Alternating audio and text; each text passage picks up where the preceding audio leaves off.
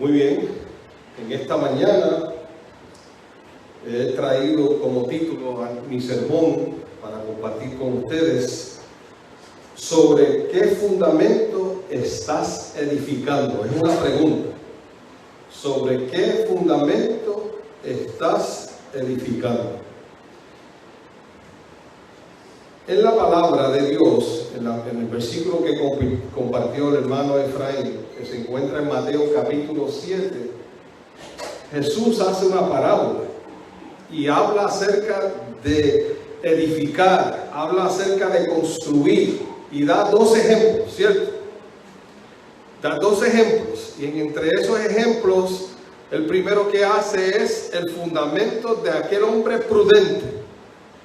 Y el segundo fundamento que expresa es el fundamento de aquel hombre insensato, aquel hombre que fundó sobre la arena. ¿Cuán importante será tener un buen fundamento cuando uno construye? Discúlpeme. Interesantemente, usted sabe que Japón tiene unos temblores bastante fuertes. Tiene unos códigos de construcción que son increíble lo que hacen. Por ejemplo, en Japón, cuando van a construir una casa que no necesariamente es de cemento completa o de bloques, ellos hacen un fundamento que tiene dos escalas. Tiene una en el centro que es más alta y tiene la de las orillas que es más profunda, que esa va a ser la zapata. Y el centro es donde se va a construir la casa. Me estuvo curioso que después que ellos hacen esa zapata y ese fundamento en el centro, esa parte principal, ellos entonces tiran la tubería. Después que tiran la tubería y todo lo que tiene que ver con la casa para que funcione y tengan todas las necesidades cubiertas, ellos entonces tiran otro fundamento sobre ese fundamento. Y entre medio de los dos fundamentos hay una porción que es de como si fuera de algún tipo de material que es absorbente, no solamente de la humedad, sino también, ¿verdad?, del peso que pueda recibir. Y ahí encima, cubriendo la tubería, cubriendo el cemento, el fundamento primero que habían tirado, ahí es que entonces tiran a nivel, porque ahora está en dos niveles, está como este púlpito ahora, este nivel y este nivel. Ahora ellos levantan unas paredes aquí y a nivel tiran todo eso que usted entiende que solamente se tiró un piso. Pero no es un piso, es un fundamento que es sumamente fuerte para los terremotos y todos los movimientos que ellos puedan recibir allí.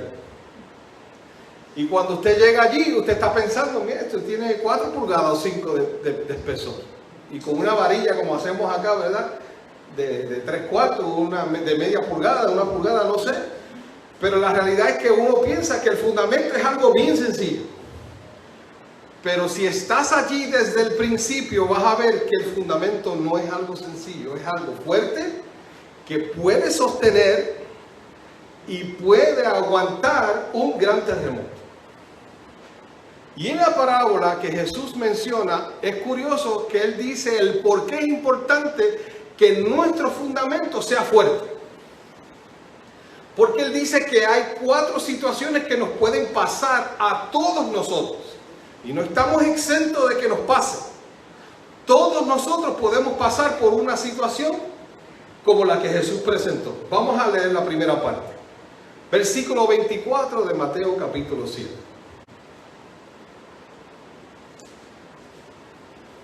Primero que nada, Él dice, a cualquiera pues, estoy leyendo la Reina Valera 1995, que me oye estas palabras y las pone en práctica. ¿Qué nos dice Jesús? No solamente es escuchar lo que Él está diciendo, sino también qué hacer. Ponerlas en práctica. Porque de qué vale que yo te diga, por ejemplo, Ángel, de llegar a Mayagüez, a un sitio, pero tú no pongas en práctica lo que yo te dije. ¿Vas a llegar? No vas a llegar. Es importante que pongas en práctica lo que se te ha dicho, y eso es precisamente lo que Jesús está diciendo aquí.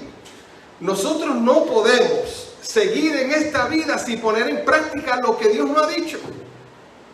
Si no ponemos en práctica lo que Dios nos ha dicho, no llegaremos hasta el fin como Él desea que lleguemos. Si solamente escuchamos, pero no ponemos en práctica lo que Él nos ha dicho, no llegaremos hasta el fin. O por lo menos, si llegamos hasta el fin, no necesariamente seremos de aquellos que sean salvos. Y Dios desea que todos seamos salvos, ¿cierto? Por eso es que Él dice aquí, a cualquiera pues que me oye estas palabras y las pone en práctica.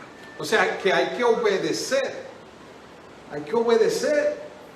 Y hay que también escudriñar. Y dice aquí, lo compararé a un hombre prudente que edificó su casa. ¿Sobre qué dice aquí ahora Jesús? Sobre la roca. Y puede haber algo más sólido que una roca, un fundamento como ese. El cemento, si usted lo tira, ¿verdad? Y no lo tira lo suficientemente grueso. Esto lo aprendí en construcción 101 aquí en la iglesia de Enea, en los pasados años, ¿verdad? Especialmente cuando tiramos las aceras alrededor, con todos los hermanos, ¿verdad? Que vinieron a ayudarnos y miembros aquí también de la iglesia. Y con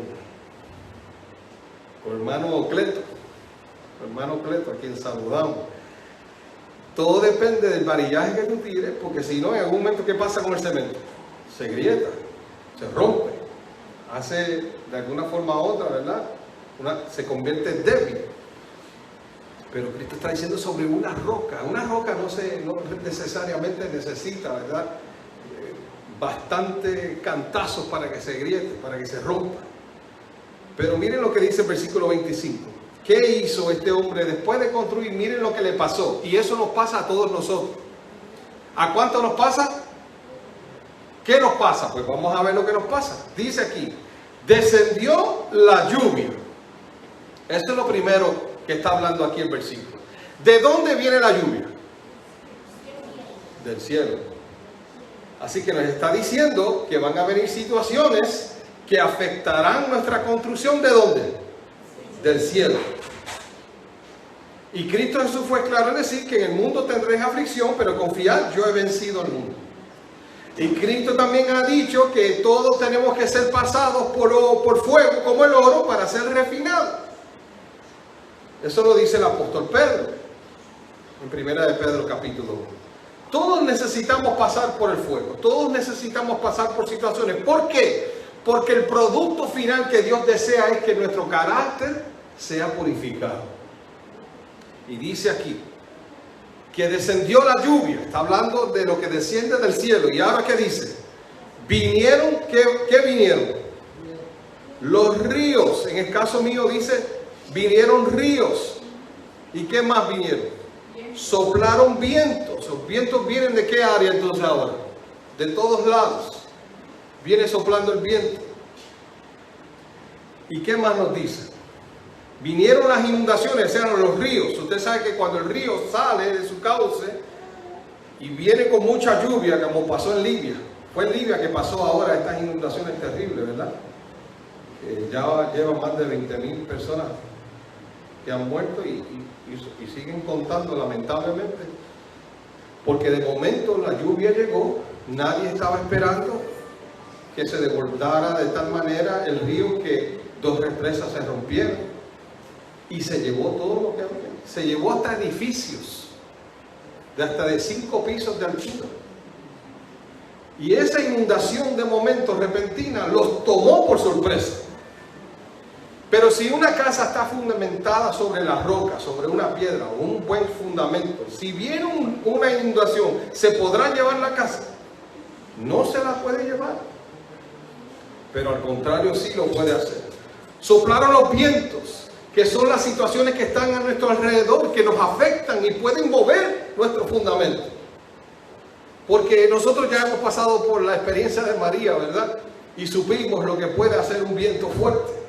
Supimos lo que puede hacer una ráfaga de más de 160 millas por hora. Supimos y pudimos ver hasta en videos de carros que fueron movidos, que estaban estacionados de momento. Por ejemplo, en Yabucoa creo que fue, y de momento el viento movió el carro de otra dirección.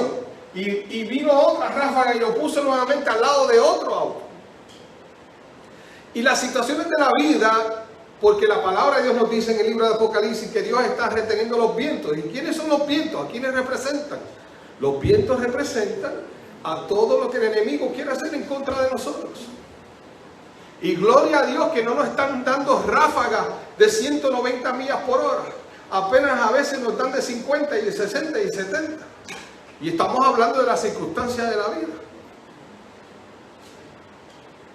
Y a pesar de que a Job le dieron a 190 millas por hora, gloria a Dios que a nosotros llegaron hasta 120 quizás en algunos casos, ¿verdad?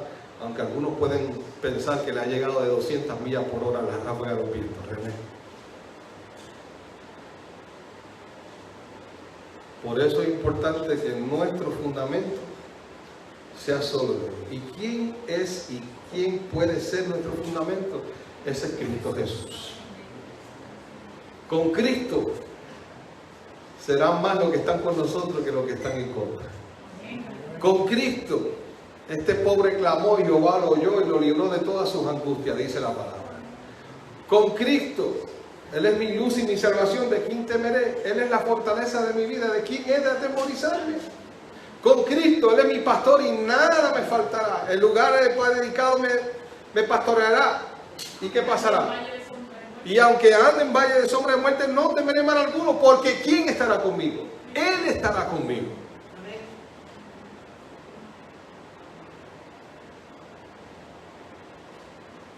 ¿Quién es tu fundamento? Es la pregunta que tenemos que hacernos en esta mañana. Sigue diciendo el versículo. Golpearon contra esa casa. ¿Pero qué pasó con la casa? No cayó, porque estaba cimentada sobre la roca. Y esa roca es Cristo Jesús. Pero ¿qué pasa con aquel que oye las palabras y no las practica? Ahora está diciendo el mismo Jesús. Esos son los versículos 26 en adelante. Así que es importante para soportar los vientos, para soportar las inundaciones, para soportar la lluvia, que nosotros tengamos un fundamento ¿cómo? Firme. Es lo que nos está diciendo Cristo Jesús. Porque aquel que escucha la palabra y la practica es aquel que está con un fundamento sólido. Ahora, este hombre ahora dice el versículo 26, pero cualquiera que me oye estas palabras y no las practica. Porque no es lo mismo conocer a Cristo Jesús que permitir que Cristo Jesús viva en nosotros y tener una relación con Cristo Jesús. Eso es lo necesario. Lo compararé a un hombre insensato que edificó su casa sobre ¿qué? Sobre la arena. Así que si yo escucho de Jesús y escucho a Jesús, pero no practico lo que me dice, estoy peligrando. Estoy peligrando. ¿Y cuánto estoy peligrando? Pues miren, bastante. Porque uno de los fundamentos más sólidos que uno puede tener en Jesús es a través del carácter. Porque cuando uno quiere que el carácter, que es lo que soy como persona, que se parezca más a Cristo Jesús, significa que estoy teniendo una relación con Cristo Jesús. Y dice aquí, en una cita, de la siguiente forma: la gran obra de todos nosotros, y dice aún de padres y maestros, es la edificación del carácter, el procurar restaurar la imagen de Cristo en los que han sido puestos bajo su cuidado o aún de nosotros mismos. Un conocimiento de la ciencia se hunde en la insignificancia al lado de este gran fin. Pero se puede hacer que toda verdadera educación ayude al desarrollo de un carácter justo. La formación del carácter es la obra de toda la vida. ¿Cuánto tiempo usted va a trabajar para formar su carácter? Como para ser semejante a Cristo Jesús, utilizando a Cristo Jesús como fundamento. ¿Cuánto tiempo? Toda la vida. Así que no importa el tiempo que usted lleva formando su carácter, nunca puede pensar que ya lo logró al 100%. Siempre hay espacio para crecer. para crecer. Si todos pudiesen comprender esto, como también el hecho de que estamos individualmente decidiendo nuestro propio destino y el destino de nuestros hijos para la vida eterna o la ruina eterna, ¿qué cambio se produciría? ¿Cuán diferente sería nuestra manera de ocupar el tiempo de gracia y con cuántos nobles caracteres se llenaría nuestro mundo? Porque al entender la importancia de edificar nuestro carácter y ser semejantes a Cristo Jesús, nosotros estaríamos más preocupados por otros que por nosotros mismos. Porque es el llamado de Dios para todos nosotros. Que yo me preocupe también por el que está a mi lado. Que yo me preocupe por mi vecino, por mi amigo, en su salvación también, por mis hijos. La pregunta que yo debo hacerle, y cada uno de nosotros, sobre qué fundamento estoy edificando. ¿Sobre qué fundamento estoy edificando? Hay algunos que pueden estar edificando sobre el fundamento según ellos piensan que deben hacerlo. Es lo que yo entiendo. Y ha pasado en muchas ocasiones, pero después se ve el resultado, cuando lleguen las pruebas y las situaciones difíciles. Recuerdo, por ejemplo, cuando los terremotos de Guánica y de Guayanilla, allá, en todo ese territorio, pude ver que algunos fundamentos estaban divididos o no estaban hechos como una sola pieza. Pude ver que algunas casas tenían el balcón en la carretera, mientras que la casa se encontraba en el mismo lugar. O sea que eso lo añadieron después, pero no lo hicieron de la forma correcta. Y nosotros tenemos que hacernos esa pregunta espiritualmente hablando. ¿Sobre quién o sobre qué fundamento estoy edificando? Porque tú tienes el privilegio y yo tengo el privilegio de luchar por la vida inmortal. Y esa es su lucha a diario. Aquí en esta tierra usted está luchando para alcanzar la vida eterna. Y a la misma vez se preocupa por otros para que la alcance. Y es de la mayor importancia que nosotros cavemos profundo para poder hacer esa construcción. ¿Por qué? Porque en ese fundamento que estamos cavando en lo más profundo, estamos eliminando los escombros que nos molestan y aquellas cosas que nos dañan. Y no solamente eso, porque decidimos edificar sobre la roca que es Cristo Jesús. Y Cristo Jesús no necesita de nada, solamente Él debe ser el fundamento. ¿Por qué? Porque Jesús es el fundamento seguro, hermano querido. Lo que usted pueda construir. No, yo sirvo a Dios de esta manera porque yo entiendo que es la mejor manera. O yo vivo de esta manera porque yo entiendo que yo puedo hacer esto y aquello. Yo hago esto, yo lo hago así. El mundo lo hace así, o la gente religiosa lo hacen así, o la gente cristiana, pero yo lo hago así porque yo entiendo que es lo mejor. No podemos hacer un fundamento como tal. No podemos construir sobre ese fundamento. Cristo fue claro en decir: yo soy el camino, la verdad y la vida. Nadie viene al Padre si no es por mí. Y Cristo fue más claro en Juan capítulo 15. ¿Qué dice él allí? Separados de mí, ¿cuántos pueden hacer? Nada pueden hacer. Por eso es importante entonces que nosotros entendamos que Jesús es el fundamento seguro para edificar nuestro carácter, para prepararnos para el reino de los cielos. Porque 1 Corintios 3:11, vaya conmigo por favor, 1 Corintios 3:11. 1 Corintios 3:11.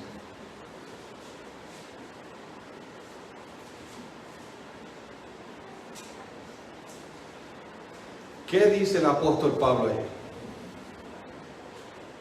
Mire lo que dice. Nadie puede poner otro fundamento que el que está puesto. ¿Y quién es ese fundamento que está puesto? El cual es Jesucristo. Bendito sea el nombre del Señor. Es Jesucristo el fundamento que tú y yo necesitamos para alcanzar el cielo no es otro, no es el que yo piense, no es el que yo quiera, es Cristo. Y solamente Cristo que debe ser ese fundamento. Significa entonces que en mi diario vivir a quien debo de buscar es ¿a quién? A Cristo. Debo de sacar mi tiempo para estar con Cristo. Porque Él es el que me va a ayudar a alcanzar el reino de los cielos. Él es el que va a ayudar que mi carácter sea semejante al de Él. Él es el que me va a ayudar a tomar decisiones que serán para salvación, para vida eterna. Es el que me va a ayudar a poder dar testimonio a otros de lo que Él ha hecho y está haciendo en mí. Pero sin Él no puedo hacer gran cosa.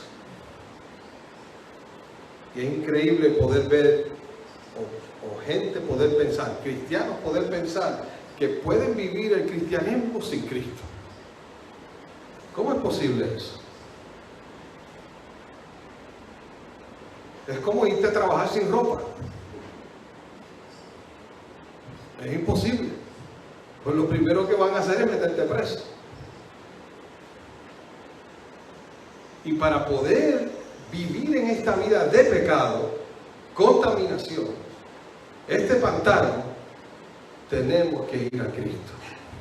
Y debemos tener a Cristo como fundamento seguro.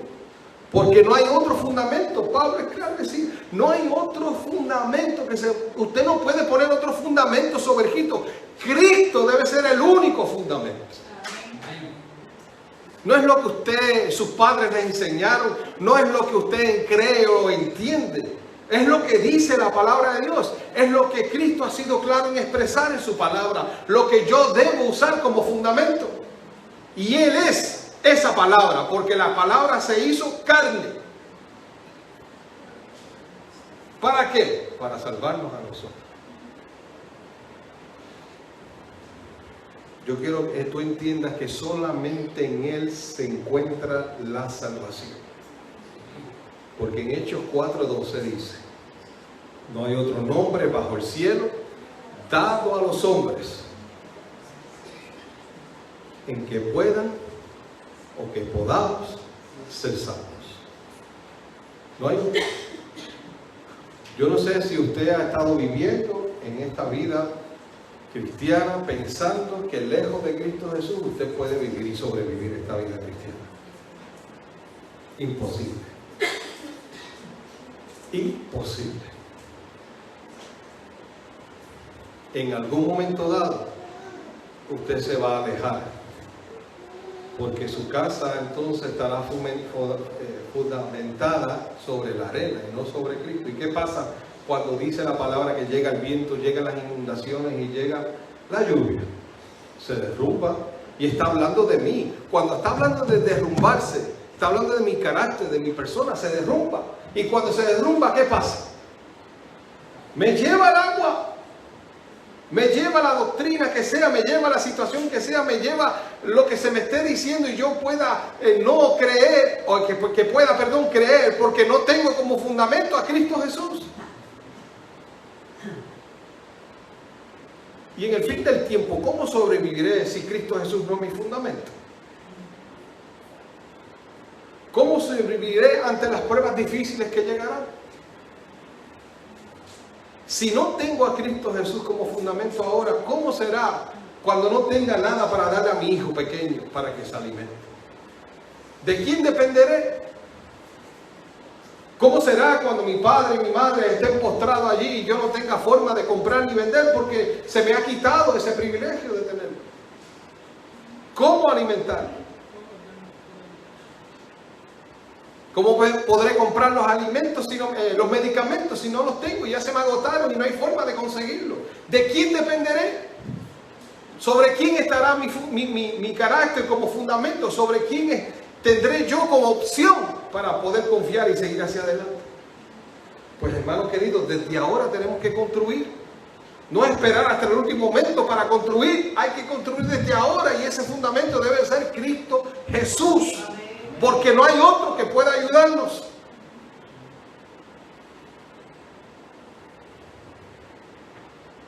No hay otro fundamento. Y a veces podemos pensar que sí, pero yo le quiero decir que no lo hay. No hay otro fundamento. Porque lamentablemente el enemigo nos hace pensar de que sí, hay muchos fundamentos y yo puedo escoger el que más cómodo sea para mí, para construir. Pero eso no es así. Sansón pensó eso. ¿Y qué finalmente tuvo que hacer Sansón? Volver a Cristo. Sansón dijo, yo estoy en control, está todo bien. Jueces capítulo 14 al 16. Y al final, ¿qué pasó? Sin visión, porque le habían arrancado, le habían quitado su visión, tuvo que humillarse y decirle, Dios, dame otra oportunidad. Y qué bueno que Dios le dio la otra oportunidad. Manasés, a pesar de lo que había aprendido de su padre Ezequías, quiso seguir su propio camino. Y terminó en la cárcel. Terminó humillado allí, quitado su reino, de su reino. ¿Y qué tuvo que hacer Manasés? Tuvo que tomar la decisión de construir sobre la roca que es Cristo. Y dice la palabra que Manasés en esa hora se le devolvió el reino. Dios lo perdonó. No solamente Dios lo perdonó, sino que le devolvió su reino. Fíjense la misericordia de Dios. Dios no te quita las oportunidades de poder recibir la salvación. Dios simplemente te dice, yo estoy aquí en cada momento para cuando me necesites, pero quisiera estar contigo todos los días, no solamente en un momento dado, sino todos los días de tu vida. ¿Tú crees que podrás darme esa oportunidad para estar contigo todos los días? Es tu decisión de que Jesús sea tu fundamento, no solamente en el futuro, sino hoy y cada día por el cual tengas que vivir. Esa historia la puedes contar en Segunda de Crónicas, capítulo 33. Si usted quiere mirar un poco más, vaya conmigo por favor a Segunda de Crónicas, capítulo 33. Miren qué joven llegó Manasés al reino. Dice allí, 12 años tenía Manasés cuando comenzó a reinar. Segunda de Crónicas, capítulo 33, versículo 1. Crónica está después de Reyes, del libro de Reyes.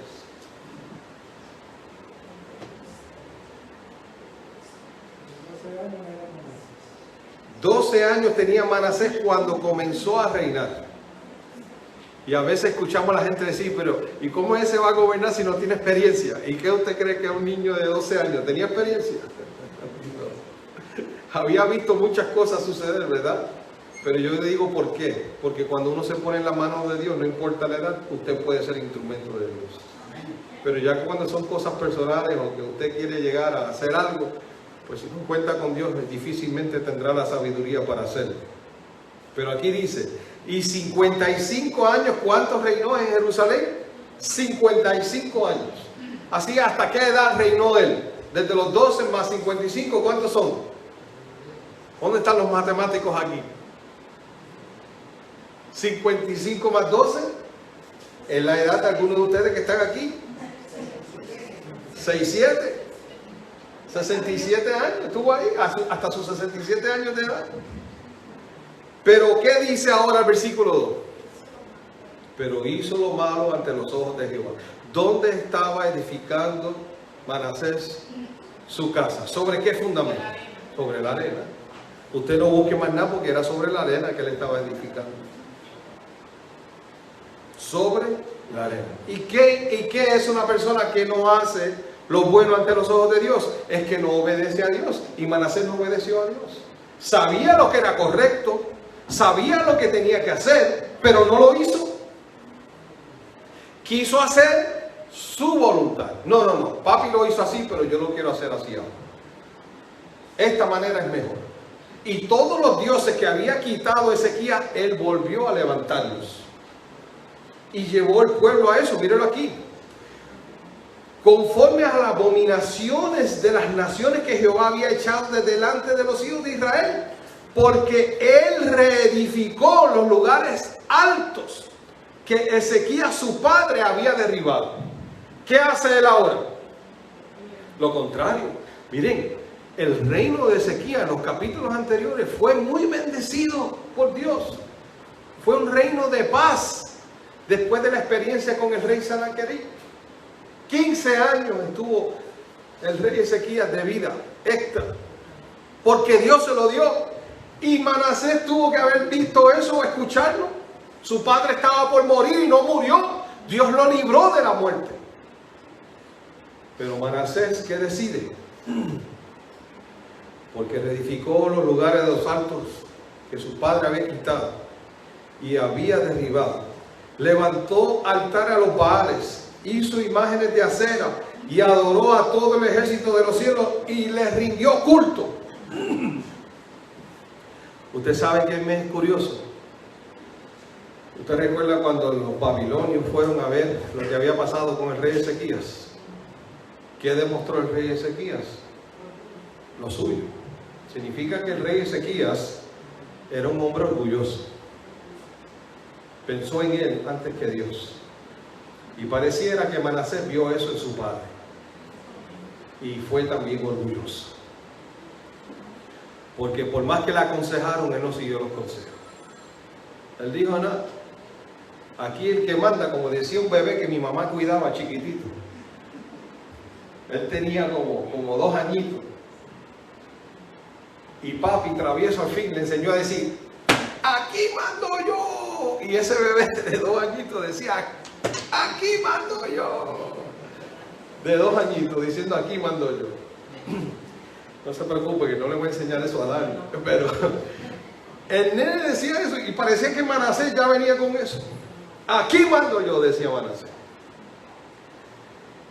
¿Y qué pasó? Hizo imágenes de acera y adoró a todo el ejército de los cielos y le rindió. ¿Qué más le rindió? Culto. Estaba haciendo lo malo ante los ojos de Dios. La Biblia lo está explicando aquí. Mira, estas cosas se supone que un hijo de Dios no haga, y él lo hizo.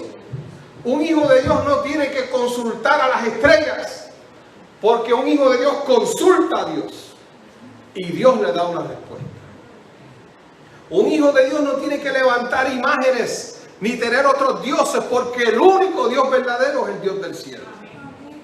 Pero Manasés no hizo eso. No se conformó con adorar, sino que también edificó altares en la casa de Jehová. Es como si aquí adentro ahora mismo usted entrara y encontrara imágenes en todo este lugar. Porque yo como pastor decidí hacer lo malo ante los ojos de Dios. Eso fue lo que hizo Manasés. Ya no estaban adorando los sacerdotes de Dios allí, ahora eran otros. De la cual había dicho Jehová, en Jerusalén estará mi nombre. ¿Cuánto tiempo? Dijo Jehová. Perpetuamente. Pero eso no fue lo que pasó. ¿Usted quiere ver cuán malo hizo Manasés? Vea el versículo 6. Manasés estaba edificando, él pensaba que su casa estaba sólida.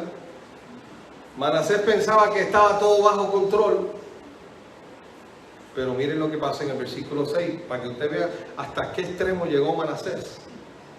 Pasó sus hijos por el fuego en el valle del hijo de Hinnom, y observaba los tiempos, confiaba en agüeros, era dado a adivinaciones y consultaba a adivinos y encantadores.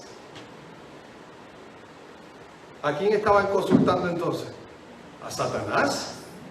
Porque Satanás es el que hace pensar que podemos hablar con nuestros seres queridos que han muerto. Satanás es el que hace pensar que podemos hablar con los muertos. Con aquella gente que la Biblia me dice que están en la tierra o donde quiera que estén, porque ahora se están cremando las personas, ¿verdad? Y los desechan en diferentes partes. El otro día había una familia que quería que lo desecharan en un paracaídas. Cuando estaba bajando la hija por un paracaídas, abrió ahí el maletín y toda esa ceniza salió al aire. Ya. Pero esté tranquilo, porque Dios tiene la potestad y el poder de resucitar de donde quiera que esté la persona.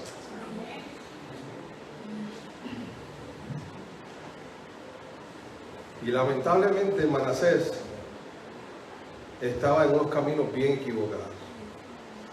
Los muertos nada saben. La palabra de Dios dice que su memoria queda como en el olvido. Usted no puede hablar, y déjeme decirle, si usted está hablando con un ser querido que ya falleció, usted ore a Dios y pídale que le dé sabiduría, porque usted está hablando con un ángel de Satanás que se ha vestido de ángel de luz. Y ese no es Dios. Porque eso fue lo mismo que le pasó al rey Saúl, hablando con un profeta que ya había fallecido. ¿Y con quién estaba hablando Saúl? Con Satanás. Con el ángel caído. Y este rey estaba haciendo eso. Ahora, para que usted vea el fundamento que este hombre estaba haciendo, y yo no sé si usted se puede comparar con él, espero que no, pero su fundamento debe ser Cristo. Pero este hombre estaba construyendo su fundamento sobre él mismo. Y miren qué dice. Además, el versículo 7, puso una imagen fundida que hizo en la casa de Dios, de la cual había dicho Dios a David y a su hijo Salomón: en esta casa y en Jerusalén, la cual yo elegí sobre todas las tribus de Israel, pondré mi nombre para siempre. Sin embargo, ¿qué hizo este hombre? Todo lo contrario.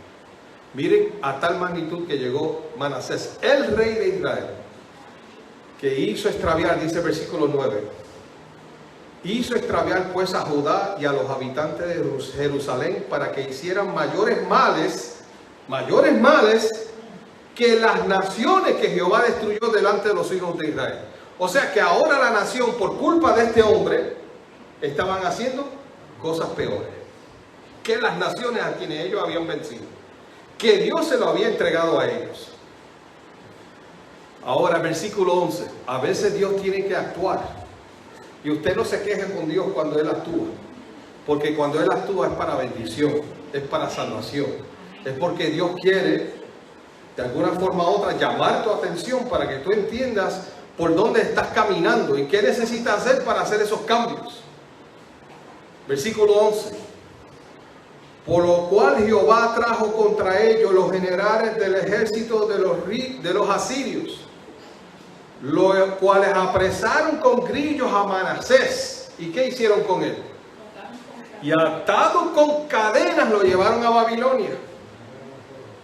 Así que ahora Manasés, con tanto poder que tenía y todo lo malo que estaba haciendo, ahora se encuentra atado, encadenado y en Babilonia.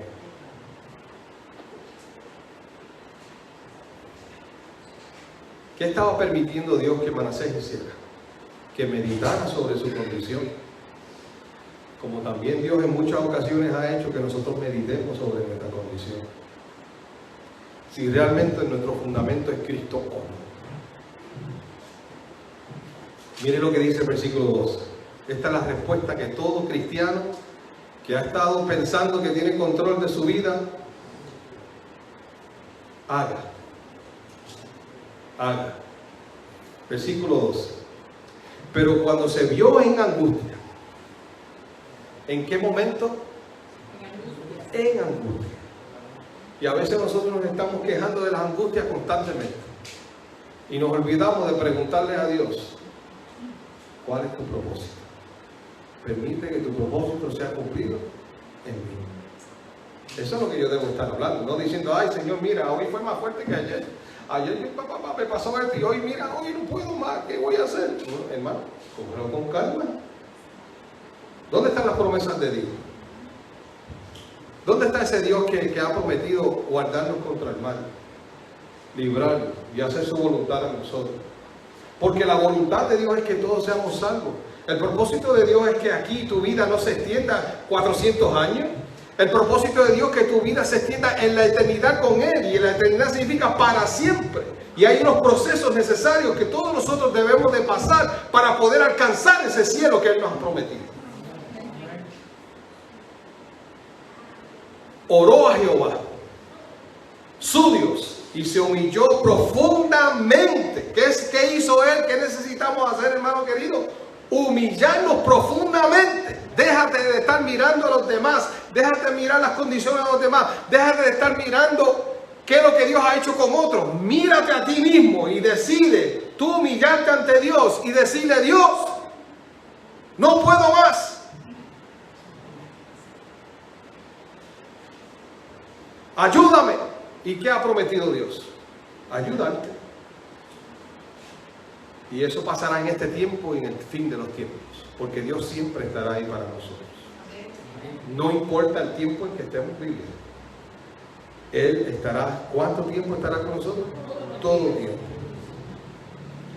Y dice que cuando Él se humilló profundamente en la presencia del Dios de su Padre, porque Dios no era el Dios de Él, porque ya Él se había alejado de Dios, ¿cuánto tiempo? Hacía tiempo. Ahora se acordó. Espérate, dice Él. Y sabe que no se acordó. El Espíritu Santo nunca nos abandona y está buscando la forma de movernos a poder tomar una decisión nuevamente por Cristo. Aunque hayamos hecho el pecado imperdonable, Dios siempre buscará la forma de tocar tu corazón, porque siempre habrá una persona intercediendo por ti. ¿Y cuántos del pueblo de Israel que no doblaron sus rodillas estaban intercediendo por su rey?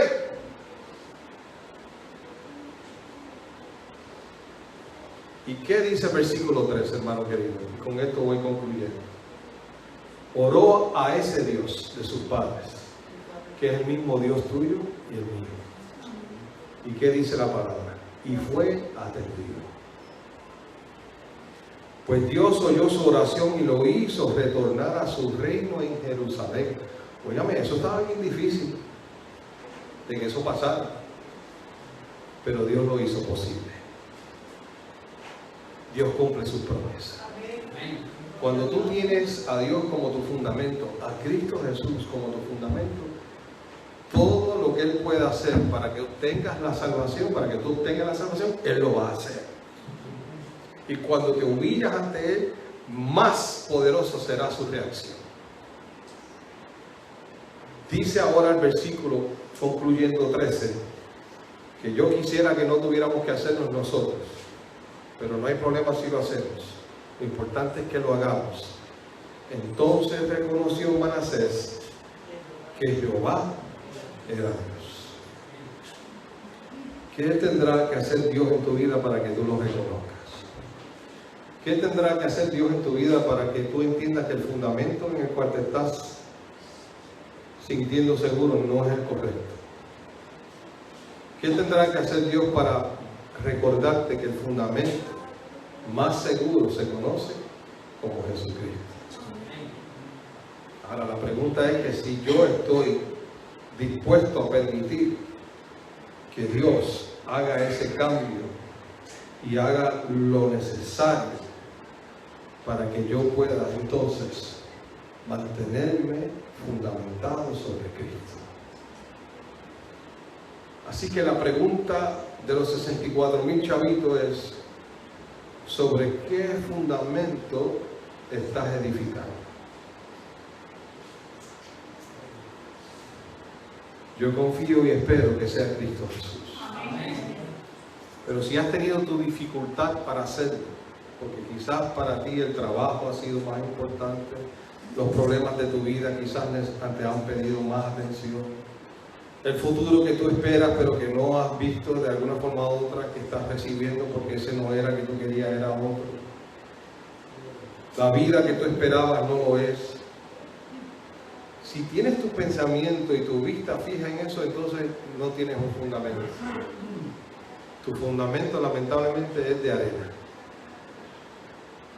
Y Dios quiere que tu fundamento sea una roca. Y esa roca es Cristo Jesús. ¿Quieres tú darle la oportunidad a Cristo Jesús hoy?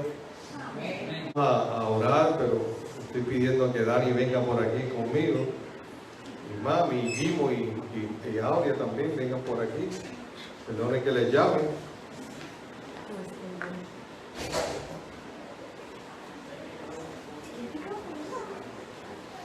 Ya aguantó el micrófono, eso son buenas señales, ¿verdad? Vengan por aquí, vamos a orar. Querido Padre, gracias. Gracias por lo que has hecho y por lo que sigues haciendo en nuestras vidas. al pedirnos que tengamos como fundamento a Cristo. Queremos que Él sea nuestro fundamento, Señor. Queremos no solamente escuchar tu palabra, sino también obedecerla. Así que danos las fuerzas para seguir hacia adelante, confiando en que no hay otro nombre dado a los hombres en que podamos recibir la salvación, que es Cristo. A ti encomendamos nuestras vidas, de cada amigo aquí presente y de cada amigo oyente. Y permite que juntos podamos seguir hacia adelante en este mundo, confiando que son más los que están con nosotros que los que están en contra, porque Cristo será nuestro fundamento hoy y siempre. Gracias, Padre, en nombre de Jesús. Amén. Dios les bendiga a todos. Feliz Navidad.